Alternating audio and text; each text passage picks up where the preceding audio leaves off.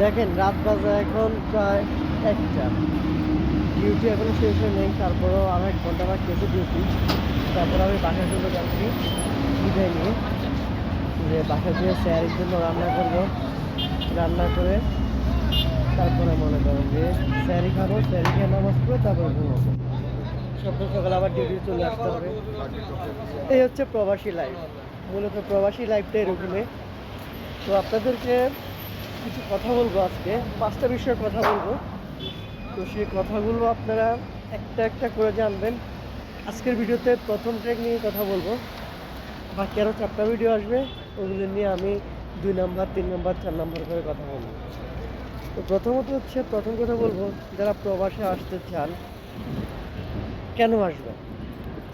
2 number হচ্ছে আপনারা বাংলাদেশে থাকবেন, বাংলাদেশে থেকে কী করবেন। 3 নাম্বার হচ্ছে আপনি কি বিজনেস করতে চান। 4 নাম্বার হচ্ছে আপনারা কি চাকরি করতে চান। আর 5 নাম্বারটা হচ্ছে আপনি কোনো কিছুই করতে চান না। এই 5টা বিষয় নিয়ে কথা বলবো। তো সেক্ষেত্রে প্রথমে আজকে বলবো আপনি কেন প্রবাসে আসবেন। দেখুন ভাই, যদি আপনি বাংলাদেশে 30 থেকে 40 হাজার টাকা ইনকাম করতে পারেন, তো আমি ভাববো যে আপনার বিদেশে আসার কোনো দরকার নেই। কারণ আপনি 30 হাজার 40 হাজার টাকা ইনকাম ছেড়ে এই প্রবাসে এসে কিচ্ছু করতে পারবেন না ভাই, কিচ্ছু করতে পারবেন না। আপনার আরও অনেক কষ্ট হবে, লাইফটা হেল হয়ে যাবে, পাশে কাউরে পাবেন না, আরও অনেক কষ্ট করতে হবে। বাংলাদেশে আপনি আছেন, আপনি মনে করেন সকালে কাজ করেন, সন্ধ্যা বা রাতে বাসায় আসেন, ফ্যামিলির কাছে পাচ্ছেন, বাচ্চাদেরকে কাছে পাচ্ছেন, সবাইকে কাছে পাচ্ছেন। কিন্তু এই প্রবাসে এসে আপনি কাউকে কাছে পাচ্ছেন না। এই সকালে আপনি ডিউটিতে আসবেন, রাত্রেবেলা বাসায় যাবেন, টানা 12 থেকে 14 ঘন্টা ডিউটি করতে হবে। তারপরে বাসায় যেয়ে রেস্ট নেই, রান্না করতে হবে, রান্না করে তারপরে খাওয়া দাওয়া করে ঘুমাতে হবে। সর্বোচ্চ 6 ঘন্টা ঘুমাতে পারবেন, এর চেয়ে বেশি তো আর ঘুমাতে পারবেন না। প্রবাস জীবনটাই এরকম ভাই, প্রবাস লাইফটা এরকম। দ্বিতীয়ত হচ্ছে প্রবাসে এসে আসতে আপনার মিনিমাম 4 থেকে 5 লক্ষ টাকা খরচ হবে। এই 5 লাখ টাকার বোঝা আপনি আসলেন, আসার পর দেখলেন ভালো কোনো কাজ পাচ্ছেন না, দালালে মিথ্যা কথা বলছে, কাজ নাই, আকামা নাই, আকামা করতে টাকা লাগে, কাজ করতে টাকা লাগে, সব কিছু। তারপরে দেখেন আপনি আসলেন, ধরেন কাজ পাইলেন, কাজ করলেন, স্যালারি কত পাবেন? 1500 থেকে 2000। তো দেখুন 15 থেকে 2000 স্যালারি আপনি কী হবে? আপনার থাকা খাওয়া চলে যাবে 5 থেকে 600, আপনার আকামার জন্য চলে যাবে 600 1200, নিজের খরচ তো বাদে দিলাম, পার্সোনাল খরচ থাকবে 800। তো 800 টাকা দিয়ে আপনি বাড়িতে কত টাকা পাঠাবেন? 25,000 টাকা। 25,000 টাকা বাড়িতে পাঠাইয়া আপনি কি দেনা দিবেন না নিজে চলবেন? এই জিনিসটা আমার মাথা ধরে না। তারপর হচ্ছে বাড়তি চাপ, অনেক কিছু। সেক্ষেত্রে ভাই আমি বলবো কি জানেন, এই যে আমি বাসায় আসছি, বাসায় ঢুকছি, আমি বলবো আপনি যদি বাংলাদেশে 20 থেকে 30 হাজার টাকা কামাইতে পারেন, আপনি সুখী। ফ্যামিলিকে কাছে পেয়ে নিজে মনে করেন যে কাছে থেকে টাকাটা ইনকাম করে কোনো দেনা নাই, চিন্তা, কোনো লোন নাই, সুন্দরভাবে মা বাবার কাছে পেয়ে খাওয়া দাওয়া করে যেতে পারতেছি। কিন্তু দেখেন আজকে আপনি বিদেশে আসতেছেন, কাউকে কাছে পাচ্ছেন না, তার উপর আপনি অনেক বোঝা, ঋণের বোঝা। তারপরে যদিও ভালো কাজ পান, তাহলে তো টাকা ইনকাম করতে পারবেন। যদি কাজ না পান, দালাল যদি আপনার খোঁজ খবর না নিন, আপনাকে ছেড়ে দিল, তখন কী করবেন ভাই?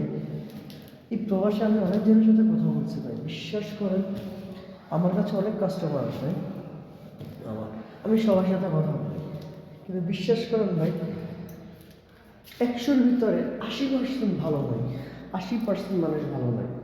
কেন ভালো নয়?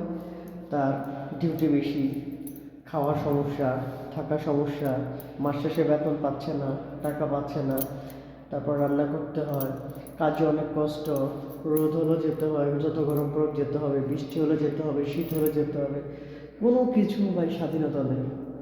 তারপর ডিউটি অনেক বেশি, ইনকাম কম, কোনো মাসে স্যালারি আসবে, কোনো মাসে আসবে না, কত রকম কমপ্লেন।